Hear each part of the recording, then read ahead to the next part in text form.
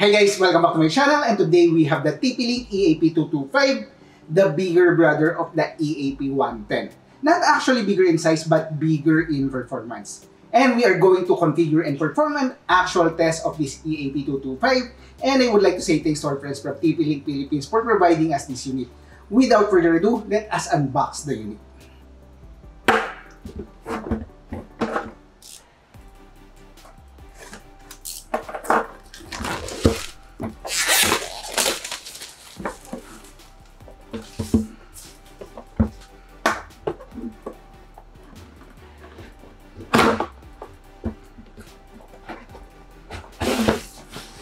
Inside the box, we have here the Smart Cloud solution for business networking card, general public notice, and of course, a quick installation guide.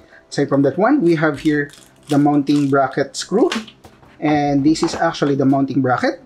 Aside from that one, we have here the PoE adapter, and also they are included with this screw. Then aside from that one, we have here the actual unit.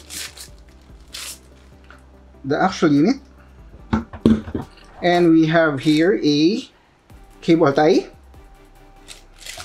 We have the power cord as well. And of course, we have the antennas. Just for comparison, we have here the EAP110 and this one is the EAP225. As you can see, physically they look the same, but this EAP110 is only capable up to 300 Mbps while this EAP225 is capable up to 1200. And let's try to check the port at the bottom if they have only single port as well. This is the EAP225, it has a single port, while the EAP110 also has a single port included.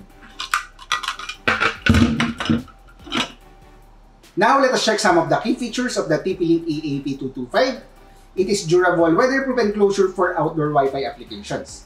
MU-MIMO gigabit technology, AC 1200, 2.4 GHz up to 300 Mbps, while 5 GHz up to 876 Mbps. Omada mesh technology, which makes deployment more flexible, convenient, and supports seamless roaming from one location to another. High transmission power and high gain antennas to provide long-range coverage. Cloud centralized management, create multiple SSID for 2.4 and 5 GHz Wi-Fi frequency, and a lot more. Now let us configure the unit. But if you don't like to watch the configuration and web management console run through, skip to this timeline for the actual range test. Okay, first things first, plug the PoE adapter on a wall outlet and get your source of internet. This one will be our source of internet that is directly connected to our modem router. Plug it on the LAN port. It indicates LAN. Plug it in there. Then get another LAN cable. For this one, this will be the one on the PoE. And from that PoE, it will be the one connected to the main access point. Pull that one down and plug the port on the bottom. Close it to make it sure that it won't get wet when it rains. Right now, we are on my workstation and let's try to connect to the default SSID of the TP-Link EA225. And the default SSID for that one is the TP-Link _5 GHz, and we also have the TP-Link _2.4 GHz. For now, let us try to connect to the 5 GHz Wi-Fi frequency. Hit connect. Then after that one, let's try to check if we already have internet access. So let us search for TP-Link EAP225. As you can see, we already have our internet access as soon as we are already connected to that TP-Link access point. But for now, let us try to configure this one to be more secure. And the web address for this one, for the web management console, it will be the same. It is TP-Link EAP.net. Hit enter and automatically you will be redirected to the login page. Enter the username, which is admin for default and admin for the password as well. So make sure admin, log in. Then right now, enter new username. For the username, let's just write in admin and the password. Let's make it easy. And hit next. Then after that one, you have here 2.4 GHz wireless radio and 5 GHz wireless radio. You need to configure the SSID for this TP-Link EAP225. For now, let's name this one TP-Link EAP225. So 2.4 gigahertz.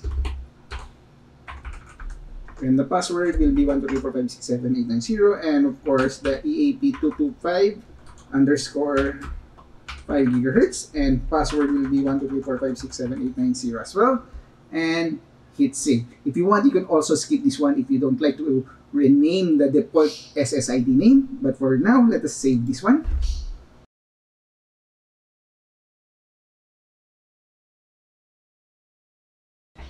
After that one, you will be disconnected to the SSID where you have connected earlier, the default SSID, because it will be creating the new SSID that you have set. For now, it will be the EAP2255 GHz. Let's connect to this one, and the password that we have set is 123456789.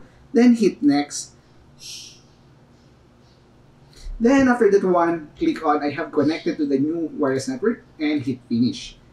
Okay, and it will redirect you to the management console. But for now, let us try to check again if we still have internet access. So TP-Link EAP225 Spec 6. Okay, as you can see, we already have our internet access again for this one. Right now, we are on the web management console, and let us try to check what are the things that we can actually do with this EAP225. Right now, we are on the status tab. As you can see, under the device, this will show you the device information. And as you can see here, we have a LAN port that is 1000 Mbps, which is a gigabit network because this EAP225 has a gigabit port. And aside from that one, we have here the wireless. For the wireless, it will show you the SSID list that you have created with this EAP225. As you can see, we have 2.4 and 5 GHz Wi-Fi frequency. And right now, there is one client under the 5 GHz Wi-Fi frequency.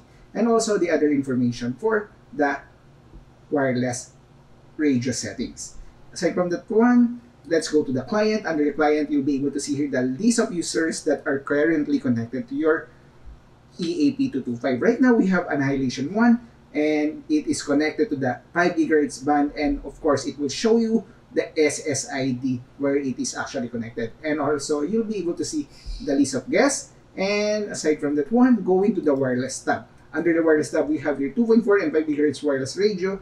Right now, it will show you the 2.4 GHz wireless radio. It is enabled, and the SSID and the VLAN ID if you want to tag this one. And of course, you can add another SSID for 2.4 GHz Wi-Fi frequency. But for now, let's cancel this one. You also have here radio settings, load balance, airtime per nest.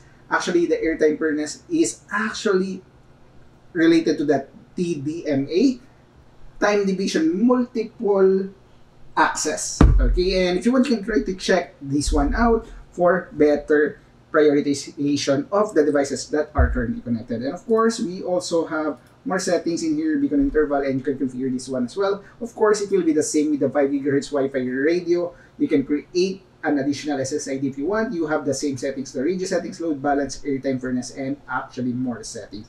Aside from that one, for the portal, you can create a portal again for your guests. So if you want, maybe advertise your website if they're trying to connect to your Wi-Fi access point or Wi-Fi network, then you can actually redirect them to a Google page or maybe a YouTube channel or a Facebook page or other things as well. And you can also do a VLAN tagging on this one. This is actually currently disabled out of the box. If you have a VLAN configuration, you can configure this, and of course the MAC filtering as well to filter the devices that will not be able to connect to you.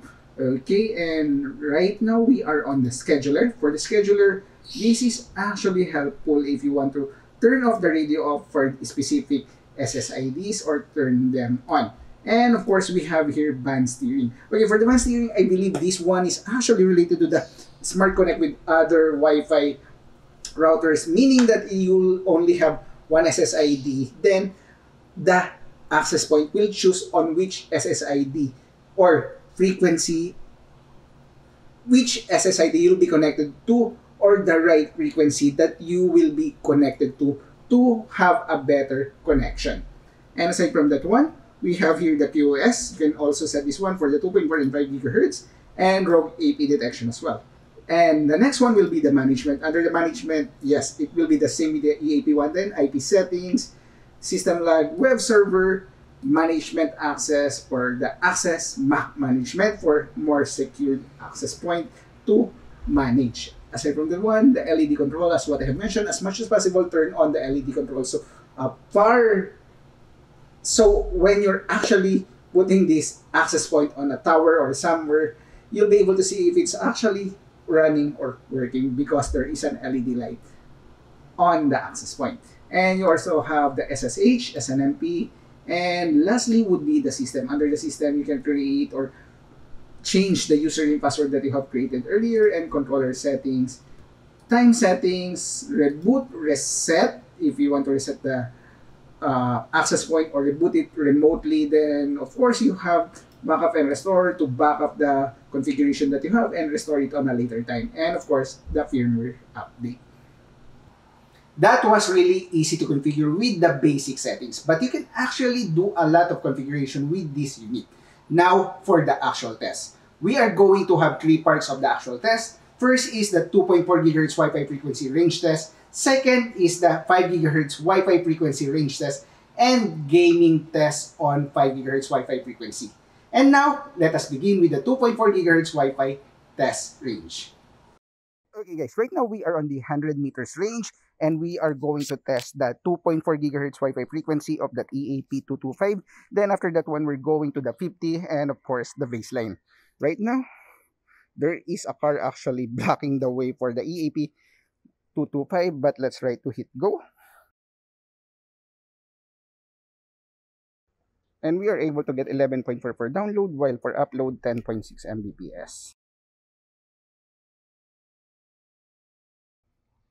And we are now on the 50 meters range. And let's try to hit go.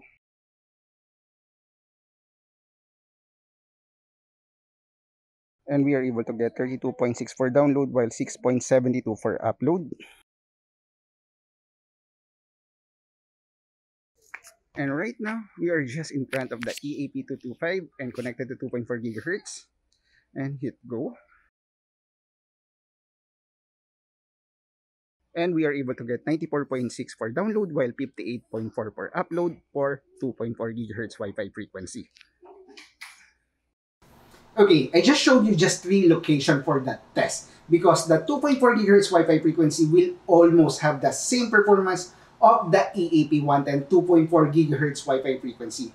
But basically, we have seen what is actually expected. We are able to have an internet connection on a 100 meter test range, but the 2.4 GHz Wi-Fi frequency is not the star of this video.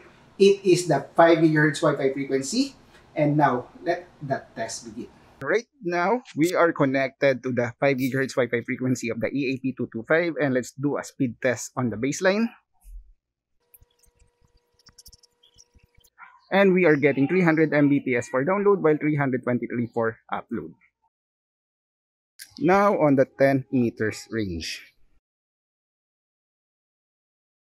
And we are able to get 227 for download, while 308 for upload. Now on the 20 meters range. And we are able to get 250 Mbps for download, while 307 for upload. Now on the 30 meters range. And we are able to get 232 for download, while 312 for upload. Now for the 40 meters range. And we are able to get 152 for download, while 155 for upload. Now on the 50 meters range. And we are able to get 148 for download, while 170 for upload. Now for the 60 meters range. And we are able to get 156 for download, while 131 for upload. Now for the 70 meters range. And we are able to get 151 for download, while 115 for upload. Now for the 80 meters range. And we are able to get 113 for download, while 134 for upload. Now for the 90 meters range.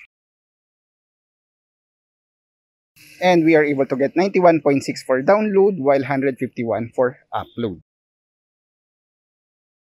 Now for the 100 meters range.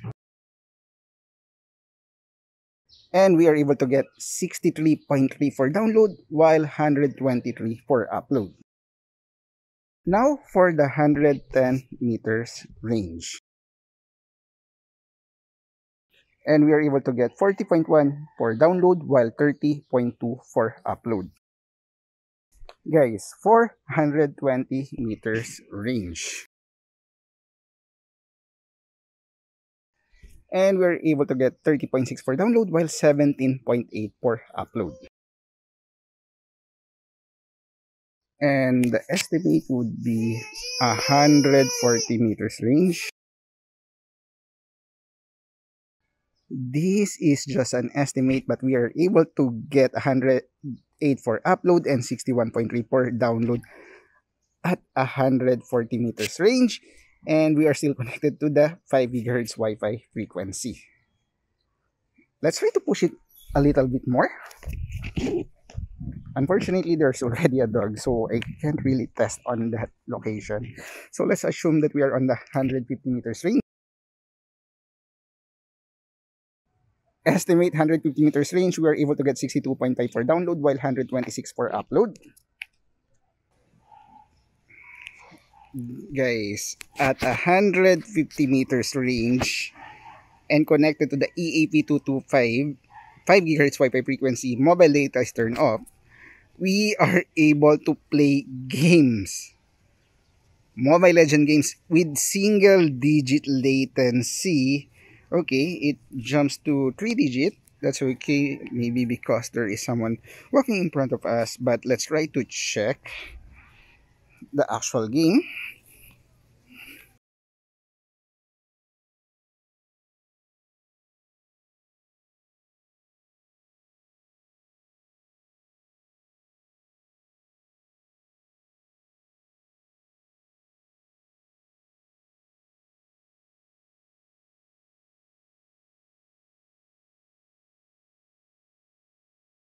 Guys, definitely, just to make sure, we are on mobile data is turned off and connected to 5 GHz Wi-Fi frequency of the EAP225.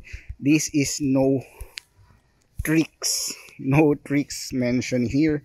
As you can see, we've been playing for 3 minutes now. Okay, and we're dead. And I'll just like to show you that we are actually connected.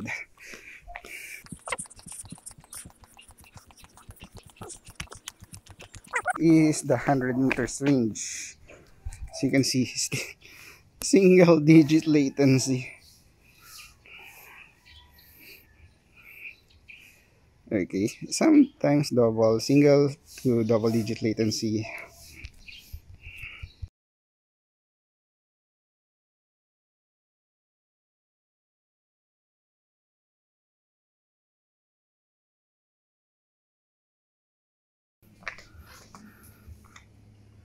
Meters range.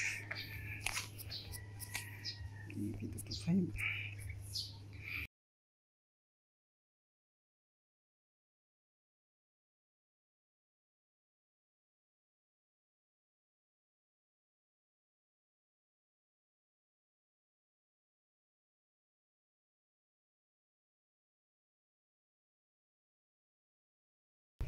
Guys, this is the access point, as you can see.